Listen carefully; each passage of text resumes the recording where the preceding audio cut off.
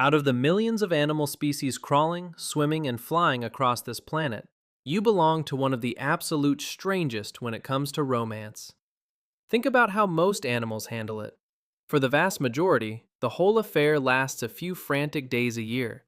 A female becomes fertile, her body broadcasts it to the entire neighborhood, every male in the area loses his mind, there's a brief chaotic scramble, and then it's over. Everyone goes back to ignoring each other for another 12 months. No dating, no flowers, no texting "you up" at midnight. No heartbreak, just biology on a strict schedule with the emotional depth of a vending machine. And then there's us. Humans are obsessed with romance all year round, with no season at all. We fall hopelessly in love. We write entire libraries of songs about it. We get jealous, we hold hands, we cuddle for hours. We stay with the same partner for decades, sometimes for life. We feel butterflies. We get our hearts broken so badly we can't eat. By the standards of the rest of the animal kingdom, the human love life isn't just unusual, it is deeply, profoundly weird. Almost nothing about how we pair up makes sense compared to our closest relatives. So why are we like this? Why did evolution take a simple, efficient, no-nonsense biological function and turn it into the single most complicated, emotional, dramatic part of being human? This is the strange story of why human mating is so bizarre, and the answer reveals something surprisingly beautiful about what we really are. Let's start with the first great mystery, and it's a genuine puzzle that has baffled scientists for decades.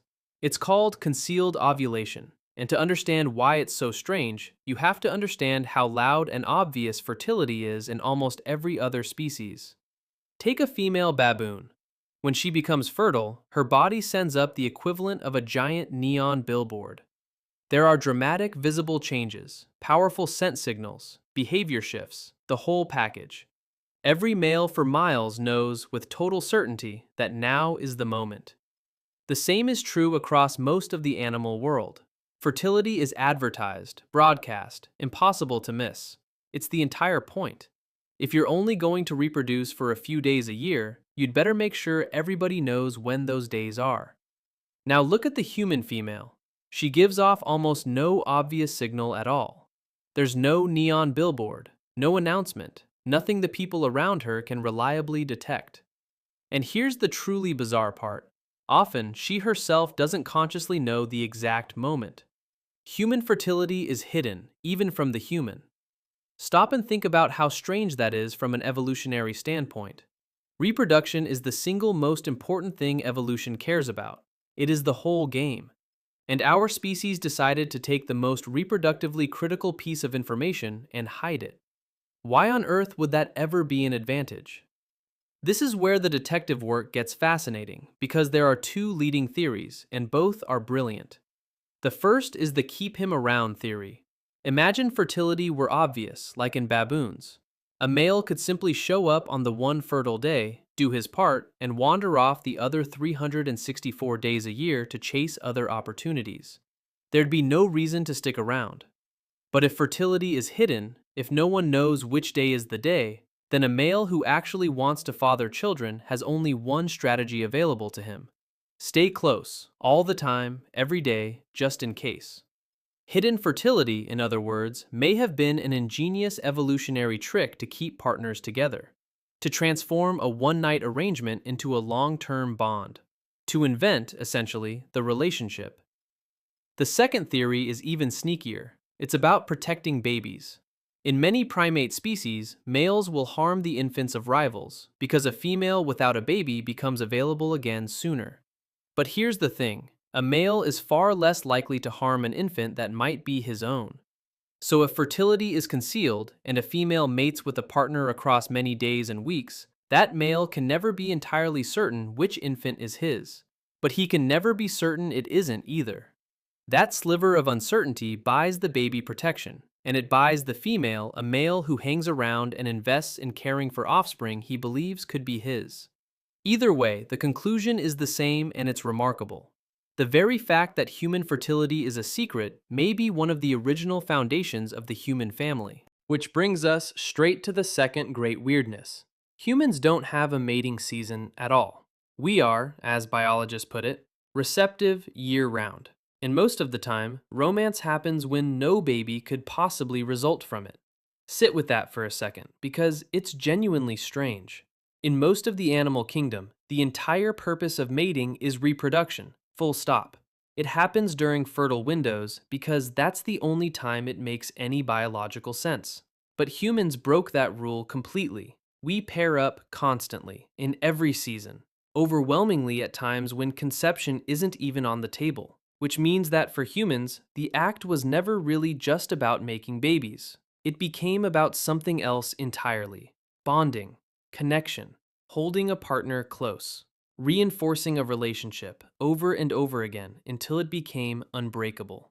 And here's a clue that proves it. There was only a tiny, exclusive club of animals on the entire planet that, like us, uses this kind of intimacy primarily for social bonding rather than pure reproduction. Among them are bonobos, our close cousins famous for using affection to keep the peace and smooth over conflict in their groups, and dolphins, those big-brained, intensely social swimmers. Notice the pattern? Big brains, complex societies, deep social bonds. The animals that turned mating into a tool for connection are the same animals that live in the most complicated social worlds. For us, romance became a kind of social glue. It's not a coincidence that the species obsessed with relationships is also the species that built civilization. Now we arrive at maybe the strangest thing of all, the thing that feels so normal to us that we never question it. Humans fall in love. We form deep, lasting pair bonds. And in the mammal world, this is almost freakishly rare. Out of all the thousands of mammal species, only somewhere around 3 to 5% form lasting pair bonds at all. The overwhelming majority are the love them and leave them type. The two parents never see each other again, and the father plays no role whatsoever in raising the young. Bonding for life is the exception, not the rule, a strange little quirk shared by a handful of species. And humans do it harder than almost anyone. We don't just tolerate a partner, we become flooded with bonding chemistry. We feel attachment so powerful that losing a partner can feel like physical pain. We pine, we grieve, we commit, in many cases, for the rest of our lives. So the question screams out, why? Why did our species evolve to fall in love when most mammals get along perfectly fine without it? And the answer is sitting in a crib. It's the human baby. Because of our enormous brains and the way we walk upright, human infants face an impossible problem. To fit through the birth canal, a human baby has to be born wildly, almost dangerously early, while it's still completely and utterly helpless. A baby deer can stand and walk within an hour of being born. A human baby can't hold up its own head for months, can't walk for a year, and won't be able to truly fend for itself for well over a decade. It is the most demanding, most helpless, most resource-hungry offspring produced by any animal on Earth. And raising that creature is so monumentally difficult that, for most of human history, it took two parents working together just to give it a fighting chance. So evolution faced a problem. How do you convince two independent adults to stick together through years of exhausting, thankless, sleep-deprived labor? The answer it came up with was love. Love is the glue. That overwhelming, irrational, butterflies-in-the-stomach feeling is, at its core, a biological adhesive evolved to bond two parents together long enough to raise the impossible human child. And all of this runs on a remarkable cocktail of brain chemistry. When you first fall for someone, your brain floods itself with dopamine, the same reward chemical involved in our deepest cravings, which is exactly why early love feels so much like a beautiful addiction. All obsession and racing thoughts and sleepless nights. Then, as a relationship settles into something lasting, quieter chemicals take over. The molecules of attachment and trust, released by closeness, by touch, by simply being near the person you love. And here's the remarkable part. It's the very same bonding chemistry a mother's brain uses to fall in love with her newborn. Romantic love, in other words, borrowed the ancient machinery of parent and child devotion and aimed it at another adult. Evolution didn't bother inventing a brand new feeling for romance. It took the oldest love there is and simply gave us a way to feel it for a partner. Let's take a quick tour of the animal kingdom. just to appreciate how many wildly different solutions exist to the same basic problem. Penguins court by presenting their beloved with a single perfect pebble, a tiny gift, a proposal made of stone. Bowerbirds, instead of relying on fancy feathers, become architects and artists, building elaborate decorated structures and arranging colorful trinkets just to impress a potential mate, judged entirely on their craftsmanship. Some species pair for life with total devotion. Others never meet the other parent at all. Every single one of these is a different answer to the question of how to pass on your genes.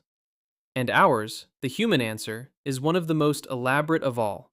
Hide fertility, drop the mating season, and bind two partners together with a feeling so powerful we've spent our entire history trying to describe it. And this is where humans did something no other species comes close to matching. We turned courtship into culture. Think about what we actually do to win someone over. We tell jokes to make them laugh. We learn instruments and write songs. We chase status, master skills, give gifts, and show off how kind or clever or generous we can be. From an evolutionary point of view, an enormous amount of human creativity may be, at its root, a courtship display, our own version of the peacock's tail. The peacock grows absurd, expensive, beautiful feathers to prove it's healthy enough to afford them. Humans grow art, music, wit, and achievement to prove the very same thing about the quality of our minds. Some scientists argue that a huge slice of human culture, the poetry and the paintings and the guitar solos, exists at least partly because, somewhere deep down, we were all trying to get someone to fall for us. The entire dazzling human imagination may be, in part, one enormous love song. Now, here's a detail about human evolution that almost no one knows, and it's a genuinely jaw-dropping clue. At some point in our past, the human male lost a bone, an actual bone. Most male mammals, including our closest living relatives, the chimpanzees and gorillas, possess a specific bone that humans simply do not have anymore. Some animals have a remarkably large version of it. A walrus's can be over 2 feet long. Our ancestors had one too. And then, somewhere along the way, we lost it entirely. Scientists who studied this across 2,000 mammal species found a striking pattern. This bone tends to be large in species where males rarely encounter females and must compete fiercely, and it shrinks or vanishes in species that shift toward pair bonding and frequent, brief encounters with a single partner. In other words, when our ancestors became pair bonders, the evolutionary pressure that maintained the bone simply disappeared, and it faded away. But there's a beautiful twist to losing it. By switching to a system powered entirely by blood flow instead of bone, the human body turned the whole thing into an honest signal of health. It quietly demonstrates that a male's heart, blood vessels, and nervous system are all working in perfect harmony. We traded a simple bone for a living, real-time advertisement of vitality. Evolution didn't downgrade us. It made our bodies into billboards. And just when you think human mating can't get any stranger, consider this. In almost every animal species on Earth, females reproduce right up until the end of their lives. They breed until they die. There is no retirement. But humans are one of a tiny handful of species, sharing this trait with only a few types of whales, where females live for decades after their fertile years are completely over. This is the puzzle of menopause, and from a pure survival of the genes standpoint, it makes no sense at all. Why would evolution keep an individual alive and healthy for 30 or 40 years after they can no longer reproduce? What possible advantage could that provide? The leading answer is one of the most heartwarming ideas in all of biology, the grandmother hypothesis. The idea is that a grandmother who is no longer having her own children can pour all of her energy, wisdom, and resources into helping her grandchildren survive. And it works so well, it boosts the family's success so powerfully that the genes for living long past fertility actually spread through the population. Human mating is so strange that it even includes beloved members who have stopped mating entirely, yet remain absolutely essential to the whole system. We are a species that figured out grandparents are a superpower. Now, let's be honest, because human pair bonding is far from perfect, and the science reflects that beautifully. We're what biologists call socially monogamous, which is a polite way of saying we form strong, lasting bonds, but we don't always follow the rules flawlessly. Our hearts pull us toward commitment and stability, while older, competing instincts occasionally tug in the other direction. That tension between the part of us that longs to bond forever and the part that doesn't isn't some modern moral failing. It's been written into our species for millions of years, the result of evolution trying to juggle two different strategies at once. It's why human relationships are so endlessly complicated, so full of drama and longing and contradiction. We are caught permanently between two ancient programs running side by side. And the messy, complicated, gloriously dramatic result of that tug of war is the human love life exactly as we know it. Pull all of these threads together and a single, stunning picture emerges. The hidden fertility, the year-round bonding, the falling in love, the lost bone, the grandmothers. At first, they look like a random collection of evolutionary oddities, a species that just can't do anything the normal way. But they're not random at all. Every single one of them points to the same root cause, the one overwhelming problem that shaped the entire human story, the helpless, enormous-brained, impossibly demanding human baby. Hidden fertility keeps a partner close to help raise it. Year-round bonding strengthens the team that protects it. Love itself is the glue that holds that team together. And grandmothers are the reinforcements that arrive when two parents simply aren't enough. Almost everything strange about human romance is, at its core, an elaborate, beautiful support structure built around the most challenging offspring this planet has ever produced. So the next time you feel that flutter in your chest when someone special walks into the room, or the sting of jealousy, or the simple warmth of holding someone's hand, understand what is actually happening inside you. You are running one of the strangest, most sophisticated reproductive programs in the entire animal kingdom, a 2 million-year-old solution to a problem no other species ever faced quite the way we did. The racing heart, the obsession, the inability to stop thinking about someone, these are not malfunctions or weaknesses. They are the most advanced bonding technology evolution has ever produced, fine-tuned over countless generations for one purpose: to bind us together long enough and tightly enough to raise the next generation of dreamers. This even explains some of love's most painful feelings, the ones we'd happily live without. Jealousy feels awful, but from evolution's cold point of view, it's a guard dog, an ancient alarm system built to protect a pair bond that took enormous effort to create. And heartbreak, that crushing, almost physical agony of losing someone, isn't pointless suffering either. The fact that it hurts so unbearably is precisely the proof of how powerful the bond was. Evolution made breaking apart agonizing for the very same reason it made falling in love euphoric: to keep two parents together. The pain is the price of the glue. If leaving didn't hurt, the bond wouldn't hold, and the helpless baby wouldn't make it. Your worst heartbreak, as strange as it sounds, is your biology working exactly as it was designed to. Because, in the end, that's the real secret hiding inside the weirdness. Most animals evolved simply to reproduce. Humans evolved to connect. We took a cold biological transaction and, over millions of years, transformed it into love, into family, into devotion that can last a lifetime, and grief that can break a heart. Every other animal on this planet is, in some sense, just passing on its genes. We turned that into the deepest, warmest, most meaningful experience a living thing can have. And honestly, out of all the strange things our species has ever done, learning how to truly love one another might just be the strangest and the most wonderful of them all.